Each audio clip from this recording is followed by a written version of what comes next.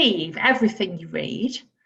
One sniff of a Sunday Mirror check and that little bitch was twisting everything her way. I mean, the way she tells it, I was the stepmom from hell. Honestly, I couldn't do anything right. Butter wouldn't melt when her father was around, but get us alone and boy, oh boy. Nicking my makeup, primping in front of my mirror. The one decent thing I owned, I inherited it from my mother. She had her eye on that Prince What's-it the minute she saw him. Her father thought she was too young and figured, well, quite rightly, I believe, that he was only after her money. But I did try to tell her father that if he forbid her to see him, it would only make her more determined, but, hey, what did I know? Not that I'm telling her told you so. So, instead, she runs off with the gamekeeper, or huntsman, as their papers are calling him. Of course, she's now trying to make out that he kidnapped her on my orders, as if I had any influence on him. Only had eyes for her, he did, from the moment she wanted him to. A right little Lolita she was.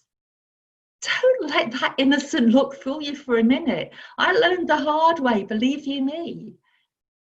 Yes, I hired a private detective to find her because her father was depressed, suicidal. I had to do something. But I was already stalking her. Okay, so I'm a registered doctor and have access to drugs, but I didn't put anything in any apple. I kept telling them I'm a good doctor. If I wanted her dead, she'd be dead, not just out cold for a while. Yeah, I know they planned it together. How else did he just happen to stumble across the dwarf's house in the middle of the funeral at exactly the right moment? Whether he had the antidote in his lip gloss or it was just timed to the second, well, I don't know yet, but I will. I've got all the time in the world now.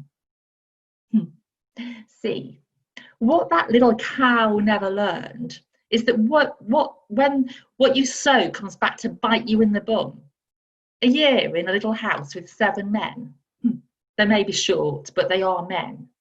And a year of being treated like children and her saving herself with that virginal act. Well, let's just say they're not happy. No, not even him, about the way that she's portraying them in the press. So we have a few things in common, a bond, if you will. And remember, they hid her for a year, so they know a thing or two about hiding fugitives.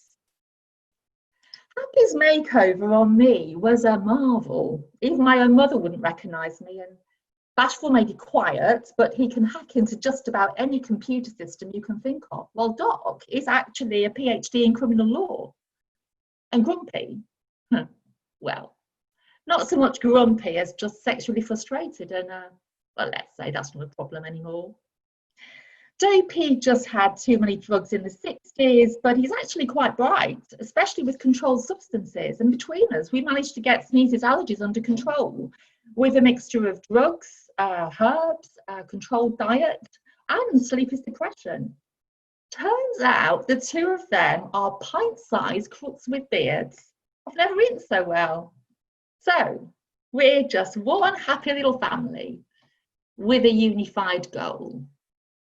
We will get the dirt on Snow White, and when we'll do, she'll wish she did have a poisoned apple stuck in her throat.